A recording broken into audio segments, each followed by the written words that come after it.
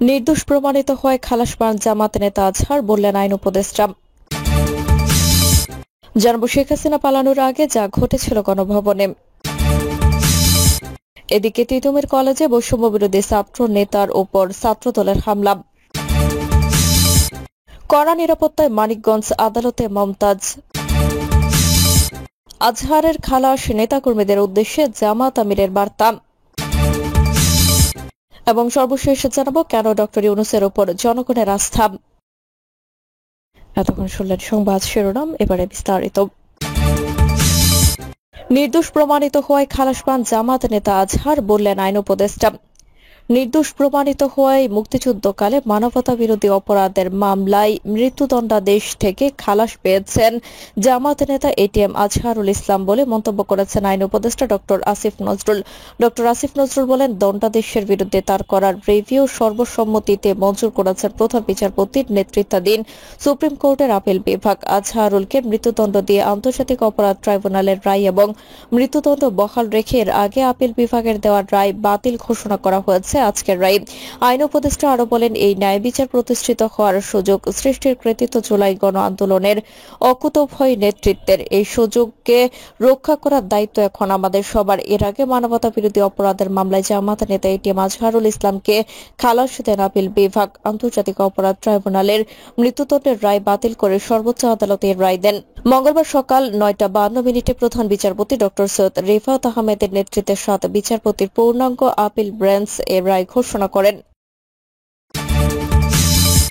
শেখ হাসিনা পালানোর আগে যা ঘটেছিল গণভবনে। জুলাই আন্দোলনের গণভবনে রুদ্ধদ্বার অবস্থায় কাটানো শেষ 2 দিনে শেখ হাসিনা যে কোনো মূল্যে আন্দোলন দমন করতে চেয়েছিলেন। 4 আগস্ট রাতে গণভবনে প্রধানমন্ত্রী শেখ হাসিনার সঙ্গে উচ্চ পর্যায়ের গোপন বৈঠক হয়। প্রসিকিউশনের পক্ষে আন্তর্জাতিক অপরাধ ট্রাইব্যুনালে চার্জ দাখিল করা এক নথিতে 2024 সালের আগস্টে বাংলাদেশের রাজনৈতিক পরিস্থিতি ঘিরে এমন গুরুত্বপূর্ণ তথ্য উঠে এসেছে। 4 আগস্ট দুপুর থেকে 5 আগস্ট দুপুর পর্যন্ত গণভবনে চলা নানা বৈঠকে শেখ হাসিনা আন্দোলন দমন করতে সর্বোচ্চ পদক্ষেপ নিতে বলেন।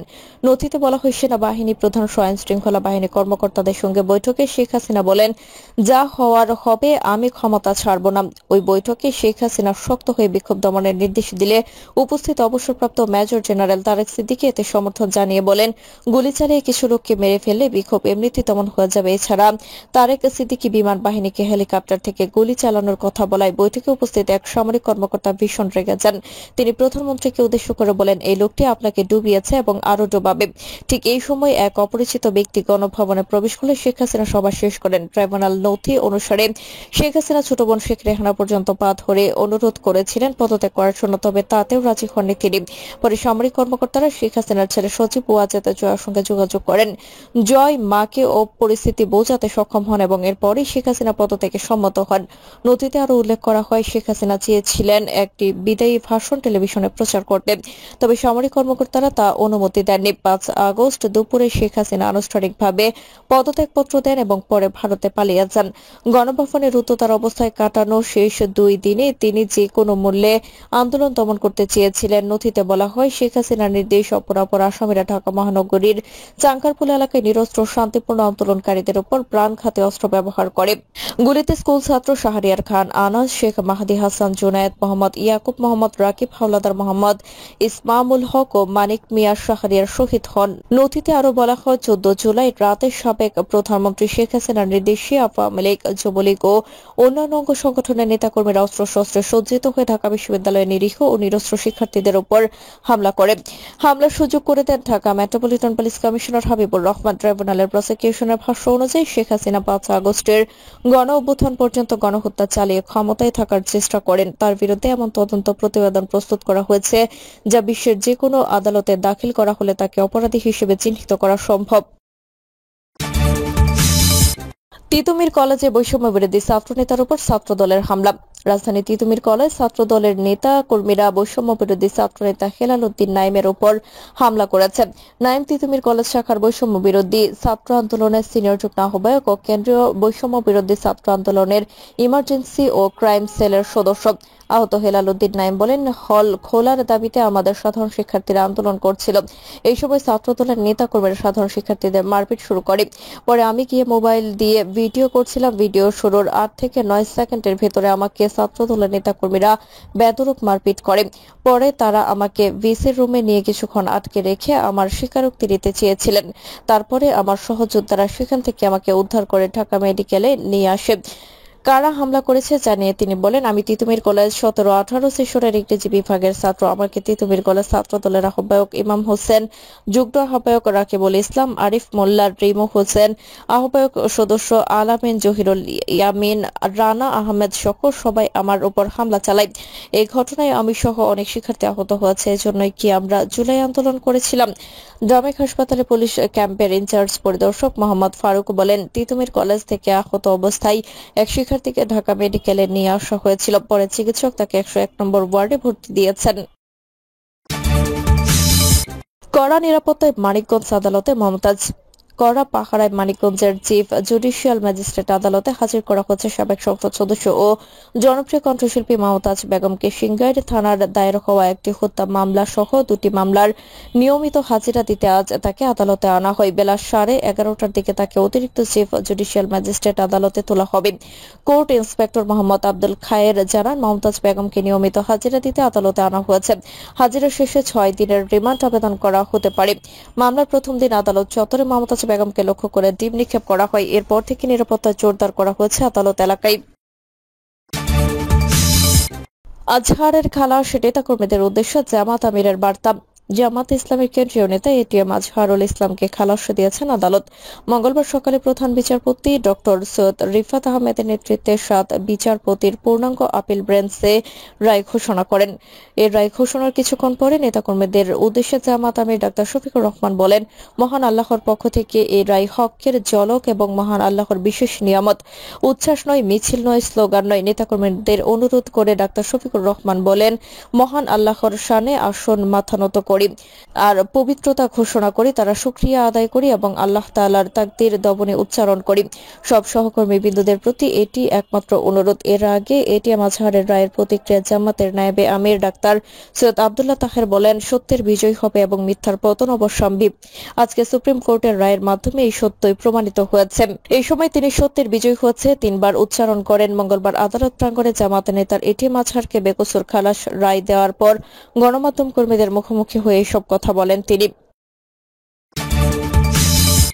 কেন ডক্টর ইউনূসের উপর জনগণের আস্থা।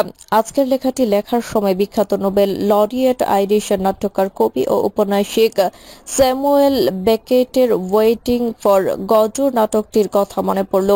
বেকেট তার নাটকে দেখাচ্ছেন ভ্লাদিমির ডিডি ও ড্রাগন ও গুগু নামের দুজন অসহায় মানুষ অনন্তকাল ধরে অপেক্ষা করছে গুডু নামের একজনের জন্য, কিন্তু হাই গডু তো আর আসে না। এরপর একটা বালক এসে নিজেকে গডু এর শেফার্ড হিসেবে পরিচয় দিয়ে বলেন, গডু আজ আসবে না, আগামীকাল আসবে। তখন এই দুজন প্রোটাগনিস্ট অপেক্ষা করতেই থাকে অ্যান্টাগনিস্ট গডুর জন্য। এভাবে অন্তহীন অপেক্ষা করতেই থাকে, কিন্তু গডু আর আসে না। আসলে নাটকের বালকটি হলো একটি মিথ্যা আশ্বাসের প্রতীক, আর গডুর অর্থ বিভিন্ন পার্সপেক্টিভ থেকে বের হতে বা হতে পারে, তবে আমি অর্থ করতে চাই রাজনৈতিক মুক্তির প্রতীক হিসেবে। বস্তুত বাংলাদেশের মানুষ 43 বছর ধরে গডুর জন্য ইন্তজার করেছে। অবশেষে সৌভাগ্যক্রমে 2024 সালে জুলাই 36-এর উছিলায় গডু এলো। কিন্তু কিছু আদমির কাছে গডু পছন্দ বা অপছন্দ বা পছন্দ করতে পারছে না। নিয়তির পরিহাস যেন বড় বাংলার মানুষের সবচেয়ে বড় নিয়তি। এরপর একটা বালক এসে নিজেকে গডু এর শেফার্ড হিসেবে পরিচয় দিয়ে বলে, গডু আজ আসবে না, আগামীকাল আসবে। তখন এই দুজন প্রোটাগনিস্ট অপেক্ষা করতেই থাকে অ্যান্টাগনিস্ট গডুর জন্য। এভাবে অন্তহীন অপেক্ষা করতেই থাকে, কিন্তু গডু আর আসে না।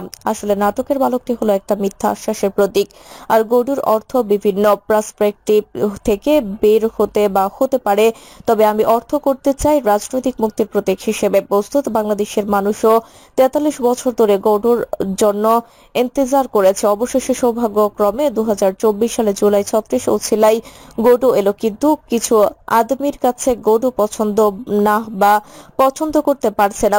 নিয়তির পরিহাস যেন বড় বাংলার মানুষের সবচেয়ে বড় নিয়তি। 5 আগস্ট অভ্যুত্থানের পর কেউ না কেউ তো প্রধান উপদেষ্টা হতেন। কল্পনা করুন ডক্টর ইউনূস ছাড়া অন্য কেউ প্রধান উপদেষ্টা হচ্ছেন, তাহলে সেই প্রধান উপদেষ্টার নেতৃত্বে কি বিদেশি চাপ, দেশি চাপ ও অভ্যন্তরীণ অর্থনৈতিক চাপ নিতে পারত? অন্য দেশের কথা বাদ দেন, ভারতের চাপই নিতে পারত না। বিএনপি এখন নির্বাচন জিকির করে আকাশ বাতাস প্রকম্পিত করে ফেলেছে। বিএনপি ও জামাত কি সেই চাপ নিতে পারবে? পারবে না, এটা তারা ভালো করেই জানে। আর জানে বলেই তারা নিজেদের অবস্থানকে নতুন করে ক্যালিব্রেট করেছে। টের পাচ্ছেন কাদের খুশি করার জন্য ডক্টর ইউনূসকে ক্যালিব্রেট করতে হয় না, বরং অন্যদের ক্যালিব্রেট করতে হয়। বাংলাদেশের সর্বস্তরের কারা নেতৃত্ব দিয়ে আসছে তার একটু সার্ভে করে দেখুন, ডাটা কি বলে বুঝুন। বিগত বছরগুলোই কারা নেতৃত্ব দিয়েছেন, কোথাও কি মেধা ও যোগ্যতার মূল্যায়ন ছিল? তাই আমরা খারাপ মানুষদের দ্বারা শাসিত হয়ে অভ্যস্ত হয়ে এমন ভাবে পৌঁছে গেছি যে ভালো মানুষদের মূল্যায়ন করার যোগ্যতা হারিয়ে ফেলেছি। আসলে আমাদের হালত অনেকাংশেই ট্যানারির পাশে থাকা যেই সব মানুষের মতো, যারা অভ্যস্ত হয়ে গিয়েছে ট্যানারি থেকে আসা বিকট দুর্গন্ধের সঙ্গে। তাই নয়া উদ্মা মাউকায় বাস করে, যখন বাসার জানালা দিয়ে ফুলের গন্ধ নেয় তখন বাসার কারো কারো ফুলের দুর্গন্ধের কারণে ঘুম আসে না, ফলে চামড়ার ব্যাগ নাকের কাছে রেখে ঘুমায়। প্রিয় দর্শক, এই ছিল এখনকার সর্বশেষ সংবাদ। আপনি সব সংবাদ পেতে চ্যানেলটি সাবস্ক্রাইব করে বেল আইকনটি ক্লিক করে রাখুন।